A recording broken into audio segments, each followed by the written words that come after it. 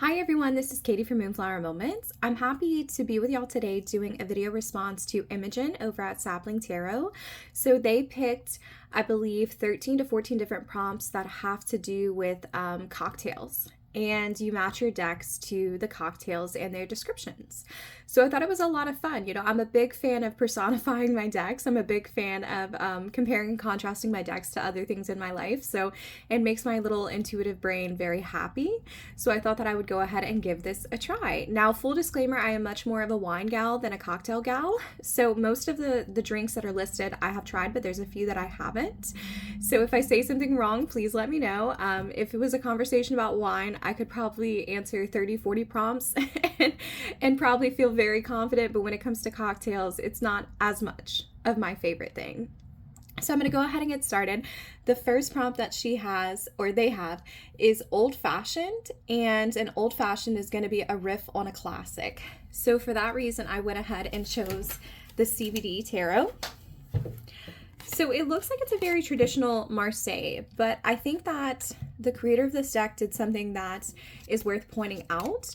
So when you look at Marseille, I mean, I know this looks like just traditional imagery. However, old antique Marseilles have like blended colors and really kind of like splotchy ink spots, right? Because they were being printed so long ago. The creator of this deck cleaned it up, but he still kept some of those odd little pieces of color that were outside of the borders in check. So let me go ahead and find a major to show you what I'm talking about. Okay, is there one in here? No, let me scoot to the other one. Let me get a good example. Okay, this one. Okay, so on some more modern Marseilles, people have cleaned up the colors so that way they're more cohesive. So do you see like this random like splotch of tan here? Some people might be tempted, like our new creators have been tempted to go ahead and recolor that and put it as blue or perhaps red to match the rest of his gown. And the creator of the deck did not do that because he said essentially the parts that are left in a different color, there might be some intentionality behind that and some meaning behind that, and so he wanted to preserve some of these random like splotches of color that are in there. So he cleaned it up in the sense that all the colors are inside of the borders, but if the colors were just different from what you'd expect, he did not change them. So like you can see right here, like this little bit of tan underneath her stomach. So that might be one that would get changed. So this is my favorite riff on a classic, the CBD Tarot.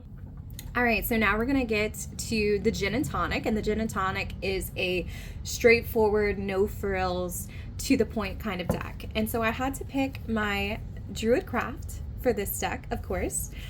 This was the third deck that I ever had, and it absolutely has like a gin and tonic kind of feel to me, because I think that gin and tonic has like a little bit of a flowery taste from the few times that I've had it. And so I like that I picked a deck for this that has a deep connection to nature is what I would say. So my mind definitely went there when I was picking out this deck. I also think it is an incredible, straightforward, no frills kind of deck. I get very clear readings with this. This is one that I would be happy to use in client readings because I do strongly believe in its accuracy, or rather my ability to interpret these images accurately. Most of them follow the RWS imagery. However, the slight changes that they make just bring so much impactfulness to my readings. And so this is my gin and tonic deck, my nice little straightforward, no frills cocktail. All right, next we're gonna dive into the Spritz, which is a deck to brighten your day. And I picked the Neopets Tarot for this. Of course I did, y'all. So I used to be a major Neopets fanatic when I was a child, that and along with RuneScape, but that's a totally different story and a totally different deck. But I used to love Neopets, and so this deck always brightens my day because of the cute, cuddly little creatures, but also the nostalgia factor for me.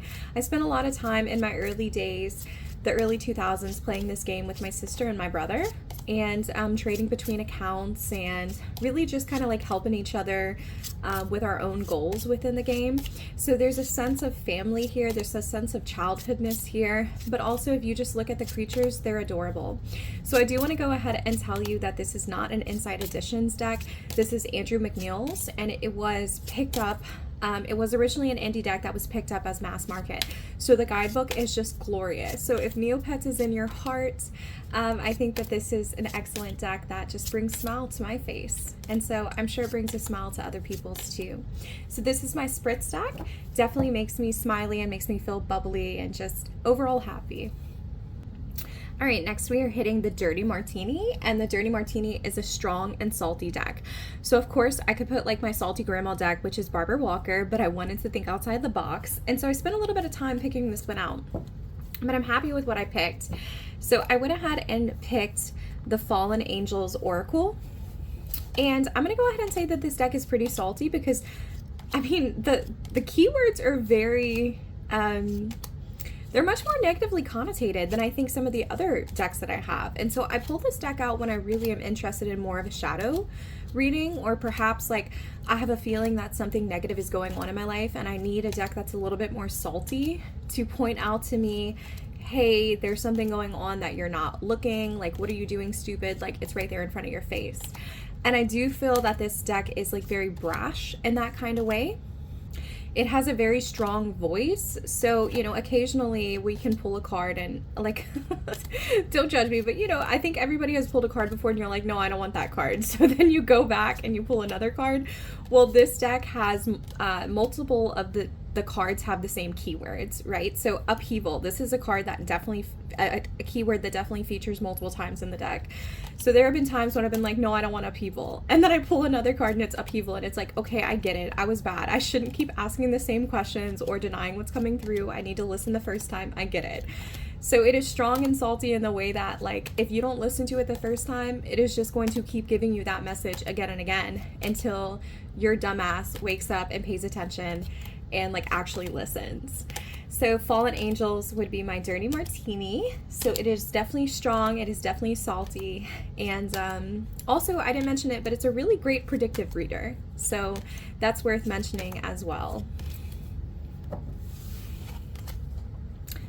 Okay, so next is going to be your Pina Colada, which is a deck that you can take on summer holiday. I felt like I had a lot of experience with this one because I live in a place that is so hot all year round.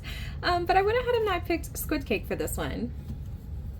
So I had to pick little cute squid cake because I need something that's portable, right? When I'm on summer holiday, something that is also affordable, since this deck only cost me, I think it was like $13. I got it on like a teacher discount at one of the bookstores. They don't care what you buy as long as you can prove your teacher ID. And I was like, I will absolutely use this for tarot. So thank you for letting me know.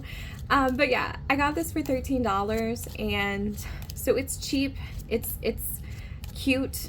I feel like this imagery would work with most people, and so this could definitely be my summer holiday deck. I feel like you could read on the beach with this and it wouldn't be out of place. I feel like you could read in like a cute little coffee shop, maybe one that's like a little bit more modern, and it would still fit. So I think the fact that it could fit in a variety of settings is really what makes it so usable for a little summer holiday deck. And it's also just fun, right? Like sometimes I think we shuffle our decks for comfort, and because this deck is so small, I can see it being like very relaxing to sit on the beach and shuffle this deck and, you know, just have a little good time with a cute little deck. So this is my summer holiday deck. It is Squid Cake. All right, next is going to be the Hot Toddy, which is a deck for a cold winter's night. And I had to pick the Shakespeare Oracle for this one. I love my sweet Shakespeare Oracle. I honestly truly wish that we got more cold nights so that this deck could come out more. I don't think that it gets a lot of usage, because to me there's just something so wrong about pulling out this deck on a very, very hot day or a very, very hot night. My mind just isn't focused enough to concentrate on the quotes. So I think like the beautiful part about winter, especially when you're like maybe on winter holiday, is that you have enough time to seep into longer guidebooks and really kind of meditate on what various quotes mean to you. And so I think the fact that all of the pips have these little quotes on it, you'd want like a cold winter night in order to like stay in and really dig deep into the guidebook and appreciate what's there. But also the color tones of this deck, because it has a lot of red and it has a lot of gold, and the borders are just like this beautiful, like striking kind of bronze color. It definitely brings to mind those winter nights where you need something to warm you up, and this color palette most certainly does that. So Shakespeare Oracle is going to be my hot toddy deck. I would just like love to drink a hot toddy and pull for someone from this deck. I feel like that would be really fancy and very cute. All right, next is going to be the Espresso Martini. So this is a deck to energize you, to wake you up. And so I went ahead and picked NOLA Tarot Cats for this, or New Orleans Tarot Cats. So I like this deck as an energizing deck because, like, look at this imagery. Like, what am I supposed to do with this? What am I supposed... I'm not quite sure what to make of it, but it makes me laugh and it makes me... just very appreciative that decks that are this strange exist in the world. I live pretty close to New Orleans. I would say about 2.5 hours. I grew up about an hour and a half away from there.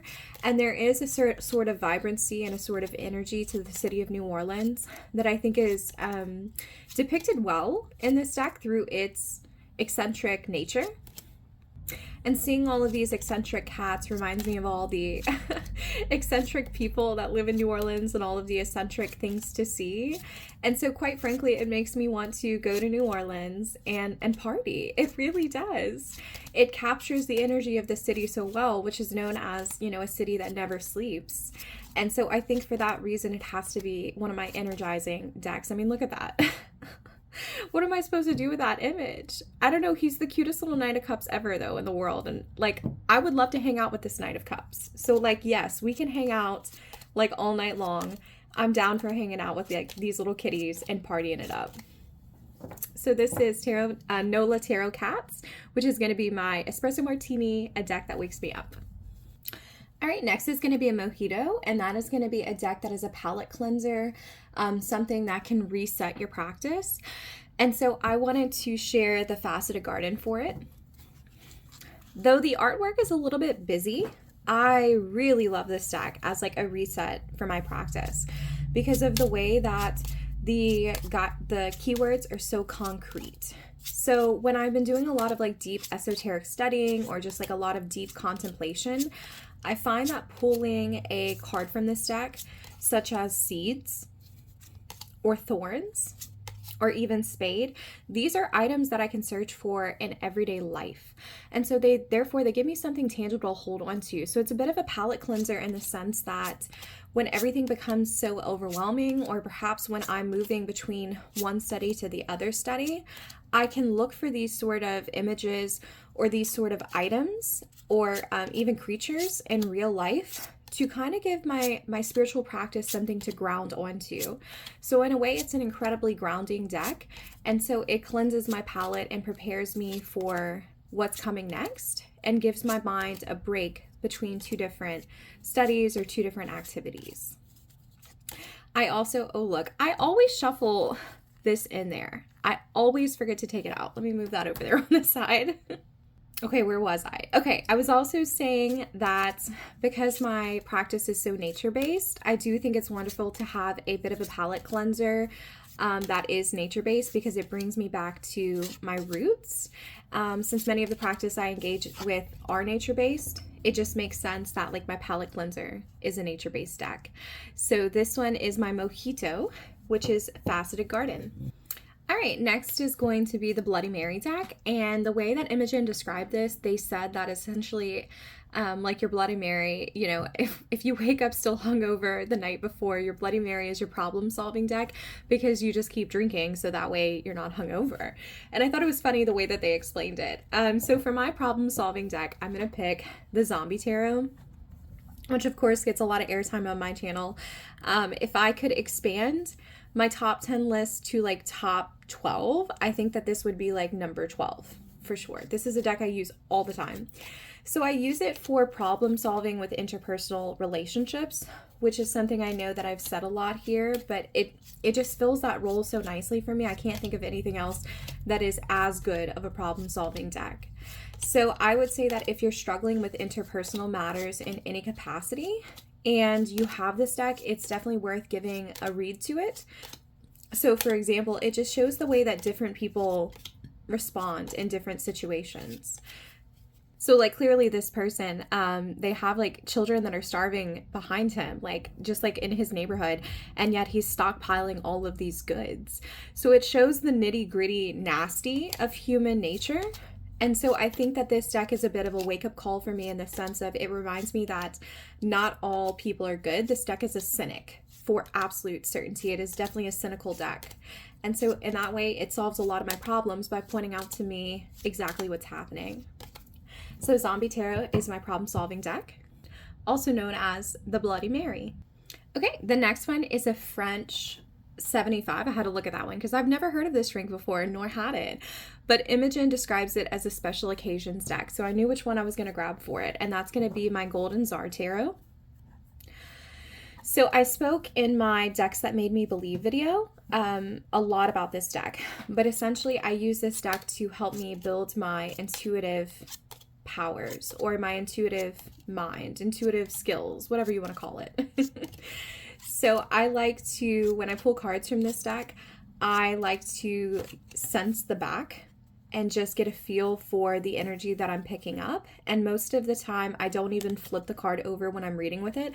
I literally just feel the back of the card and get an entire reading from that. And so this is a deck that I do not engage with a lot. I mean, like I say, I might read with it like 4 times a year, but when I sit down to read with it, I'm always blown away by how accurate my readings can be, even without the imagery on the front. So it is a special occasions deck, so it's not something that I engage in a lot, but when I want to engage in that sort of practice to build my intuition, this is the deck that I work with. And I actually really do like the imagery for the most part. I mean, I like that it has the gold foiling and then these obnoxious red borders. It's definitely a mood. I could have definitely picked this for a hot toddy deck as well. It's definitely not like a summer deck for me. We're pulling her out in the fall and basically then. So that was my Golden Zar Tarot, which is going to be my French 75. All right, next we're going to go ahead and look at the Aviation, which is a wild card deck or adventure. So when I thought of Aviation, I definitely thought of the concept of like traveling, just based off the name of the cocktail. And so I went ahead and chose Under the Oak for this prompt for that reason. So this deck features a girl that is visually impaired who is, I think, traveling like through her imagination and interacting with all of these people. I could be wrong. I need to double check the guidebook to be sure. But she's definitely interacting with all of these different creatures and different people. The fantasy world is very rich. And so I feel like when I use this deck, I'm a young child again with a very intense imagination, a very deep sense of sensitivity and sentimentality, because everything she sees around her, or rather because she's visually impaired, everything she senses around her is like brought up into full contrast. Everything's on full blast. And so it reminds me of the tenderness that you have as a child. But more importantly, it reminds me to hold on to an adventurous spirit, and that if you feel these creatures calling to you on the inside, you know, close your eyes and be willing to go on an adventure with them. So Under the Oak Tarot is going to be my Aviation Tarot or my Wildcard Tarot, which would be all about adventures. Okay, and then the last prompt is the usual, which is your most used deck. I went ahead and took this one step further and I asked myself what my usual drink is that I order, and mine has to be a Malbec. So I am very much a wine girl. I love drinking very like uncommon wines and interacting with like different strains of wines. And so I would not only say it's a Malbec, but it has to be an Argentinian Malbec. Don't give me a French one. I don't want a French one. I want one from Argentina. So the deck that like is also most used in my collection and also reminds me of Malbec would have to be William Blake. So I've talked about this deck quite a lot on my channel because it kind of slipped into, I think, my second favorite deck spot, but I'm very happy to have it. It reminds me of a Malbec because if you're unfamiliar with what a Malbec wine tastes like, it's full-bodied. So Malbec pops a punch in your mouth. So it's completely overwhelming at first. And so I think that like this artwork from William Blake definitely has that overwhelming sense. I think it's also a more interesting type of wine, just like William Blake is a more interesting kind of type of deck. So it fits in that sort of way. It's a deck that not a lot of people have heard of, just like Malbec is a drink that, unless you're sort of familiar with wine, it's not like a Pinot Noir. Malbecs also have like flavor notes of like chocolate and also usually like very red, dark fruit. So there's a sense of like sweetness to it that can be a little bit deceptive. And I think that describes William Blake as well, because it's deceptively sweet. Sometimes you'll get cards like this that are just like very comforting and beautiful and hit on that like chocolate, raspberry, or rather chocolate. It's probably more like chocolate blackberry or chocolate blueberry. But then other times you'll hit images that are really dark like this, and it'll remind you of that full flavored like punch that you get in the mouth before the wine has decanted. So anyway, this was my opportunity to nerd out. So my usual would be William Blake, definitely paired with a nice whole bottle, I would say, of Malbec. I don't usually drink a whole bottle. I would split the bottle with my husband. But yeah, this is my usual. All right, so thank you so much to Imogen for creating this tag and then also for tagging me in it. I really appreciate that. So I hope that all of you will go over to their channel and give their video a listen. So I'll drop that down in the description box below. And I wanted to go ahead and say thank you to everybody who is here. I really do enjoy inhabiting this space. And I hope that y'all have a beautiful day.